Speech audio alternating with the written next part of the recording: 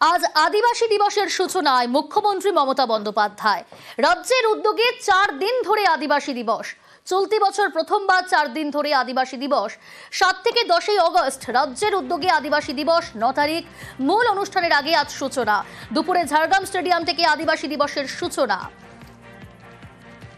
বাংলা বললেই বাংলাদেশি তকমা। ভিন রাজ্যে, বিজেপি শাসিত রাজ্যে বাঙালিদের উপর যেভাবে নির্যাতন করা হচ্ছে তার প্রতিবাদে বারবার সরব হয়েছেন মুখ্যমন্ত্রী। গতকাল আমরা দেখেছি ঝাড়গ্রামে তিনি মিছিল করেছেন। আজ আদিবাসী দিবসের সূচনা করবেন মুখ্যমন্ত্রী মমতা বন্দ্যোপাধ্যায়। রাজ্যের উদ্যোগে 4 দিন ধরেই আদিবাসী দিবস। 9 তারিখ মূল অনুষ্ঠানের আগে আজ সূচনা। দুপুরে ঝাড়গ্রাম স্টেডিয়াম থেকে আদিবাসী দিবসের সূচনা। প্রীতি রয়েছে আমার সঙ্গে। প্রীতি, বারবারই আমরা দেখছি যে মমতা বন্দ্যোপাধ্যায় সরব হয়েছেন, বাংলার অপমানে চড়া সুর চড়িয়েছেন। এনআরসি এসআইআর নিয়েও বিজেপির বিরুদ্ধে চড়া সুর চড়িয়েছেন।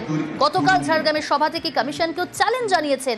আজ আদিবাসী দিবসের সূচনায় কি বার্তা দেবেন?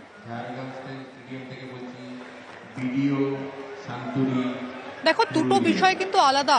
গতকাল যে মিছিল ছিল তা কিন্তু তৃণমূল কংগ্রেসের তরফে মিছিল করা হয়েছে এবং তৃণমূল সুপ্রিমো মমতা বন্দ্যোপাধ্যায় তিনি একেবারে যে প্রথম দিন থেকে যে ইস্যুটাকে সামনে রেখেছে, 21শে জুলাইয়ের মঞ্চ হোক কিংবা কলকাতার রাস্তায় হাঁটা হোক কিংবা বোলপুরের রাস্তায় হাঁটা হোক, তিনি কিন্তু বারবার বলেছেন যে বাংলা ভাষা এবং বাঙালি জাতিকে যেভাবে আক্রমণ করা হচ্ছে, পরিযায়ী শ্রমিকরা ভিন রাজ্যে কাজ করতে গেলে তাদেরকে যেভাবে হেনস্থার শিকার হতে হচ্ছে তার জন্য তিনি সরব হয়েছেন। এবং এই মিছিল শুধুমাত্র বোলপুর কিংবা ঝাড়গ্রাম নয়, এর পরবর্তীতে আমরা উত্তরবঙ্গের ক্ষেত্রেও দেখতে পাবো এবং সারা রাজ্য জুড়ে এর প্রতিবাদে তিনি রাস্তায় নামবেন। এবং সেই যে মিছিলের পর, অর্থাৎ গতকালের যে মিছিল, সেই মিছিলের পর তিনি কিন্তু সরাসরি তোপ দেখেছেন।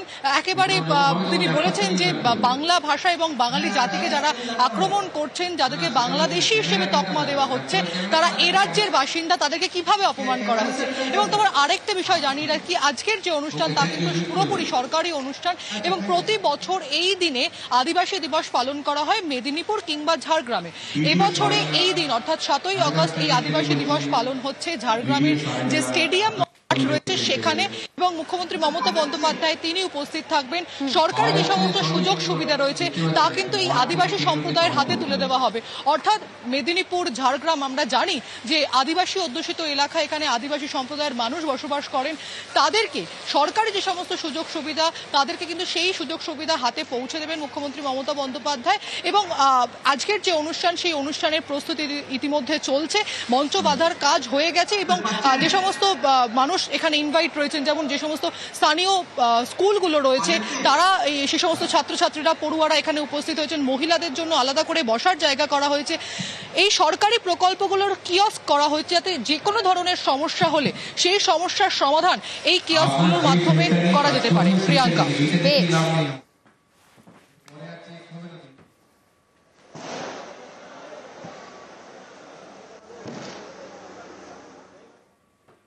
এদিকে রাজ্য সরকার নির্বাচন কমিশন সংঘাত তুঙ্গে। 4 আধিকারিকের বিরুদ্ধে কোনো ব্যবস্থা নয়। নির্বাচন কমিশনের সুপারিশকে চ্যালেঞ্জ মমতা বন্দ্যোপাধ্যায়। ঝাড়গ্রামের সভায় মমতার সুর সপ্তমে।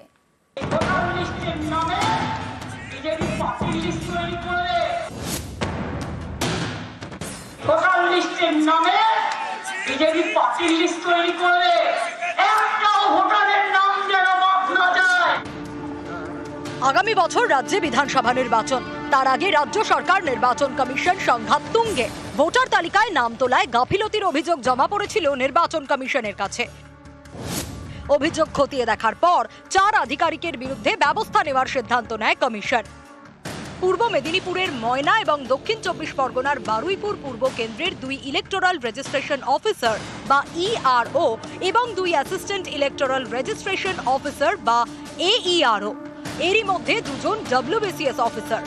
মুখ্য সচিবকে চিঠি দিয়ে এই 4 আধিকারিককে সাসপেন্ড এবং তাদের বিরুদ্ধে এফআইআর করতে বলে কমিশন। একে চ্যালেঞ্জ করে বুধবার ঝাড়গ্রামের সভা থেকে মমতা বন্দ্যোপাধ্যায়ের সুর সপ্তমে। সরকারি কর্মচারীদের ভয় দেখানো হচ্ছে। আমার 2 জন অফিসারকে নোটিশ পাঠানো হয়েছে কিনা তাকে সাসপেন্ড করা হলো। আমরা বলি তোমার ইলেকশন এখন ডিক্লেয়ার হয়েছে, কোন আইনের বলে তুমি নোটিশ পাঠিয়ে দিচ্ছ, সাসপেন্ড করছো আর বলে দিচ্ছে এফআইআর করতে হবে না। আমি কারো কোনো পানিশমেন্ট করতে দেব না। হিসেবে তিনি হচ্ছেন অমিত শাহর হাতের পুতুল।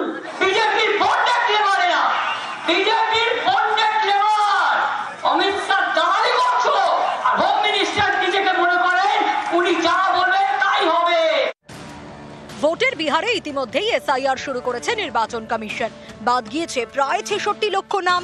পশ্চিমবঙ্গেও ভোটার তালিকার নিবিড় সংশোধন শুরু করতে চায় কমিশন। এই এসআইআর এর বিরোধিতায় এদিন ঝাড়গ্রামে বাংলা ভাষা নিয়ে মিছিলের শেষে সুর চড়ান মমতা বন্দ্যোপাধ্যায়। হঠাৎ করে বিজেপি ঠিক করলো কি করে জিতবো, নাম্বার দাও। তোমার সবার ভোট নতুন করে করতে হবে। কেন? এটা বিজেপির চালাকি। এর পেছনে এনআরসি চক্রান্ত আছে। আসামে 7 লক্ষ বাঙালিকে বাদ দেওয়া হয়েছিল, যারা কিন্তু হিন্দু বাঙালিও ছিল। আমাদের মাটির ওপর অত্যাচার হলে, ভাষার ওপর অত্যাচার হলে আমি বিশ্ব বাংলা সারা বিশ্বকে জানাবো এই সরকার কিভাবে মানুষের উপর অত্যাচার করছে, অগণতান্ত্রিক কায়দায় মানুষকে তার সব ক্ষমতা কেড়ে নিচ্ছে।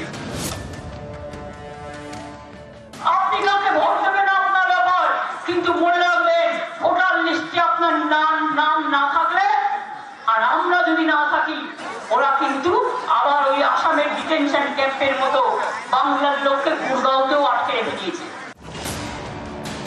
বাংলার বাইরে বাঙালি হেনস্থা, বাংলাদেশি বলে দাগিয়ে দেওয়ার চেষ্টা, বাংলাকে বাংলাদেশি ভাষার তকমা, এসবের প্রতিবাদে এদিন ঝাড়গ্রামে মিছিল করেন মমতা বন্দ্যোপাধ্যায়। বাঙালি আবেগে শান দেন, সেই সঙ্গে বারবার সুর চড়ান নির্বাচন কমিশনের বিরুদ্ধে।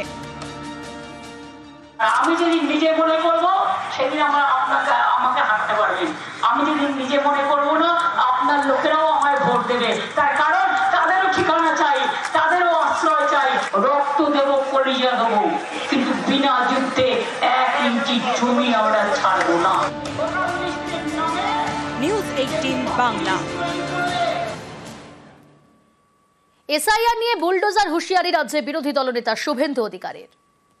এসআইআর শুরু হয়নি তো, 4 জনের নাম থাকবে না, মৃত ভোটারের নাম থাকবে না, অস্তিত্বহীন ভুয়া ভোটারের নাম থাকবে না, ডবল এন্ট্রি থাকবে না, চতুর্থ রোহিঙ্গা মুসলমান, বাংলাদেশি মুসলমানের একটারও নাম থাকবে না। প্রথমে ইলেকশন কমিশন কাটবে, 8 মাস পরে বিজেপির সরকার আসবে, যোগীজির কাছ থেকে বুলডোজার ভাড়া করব।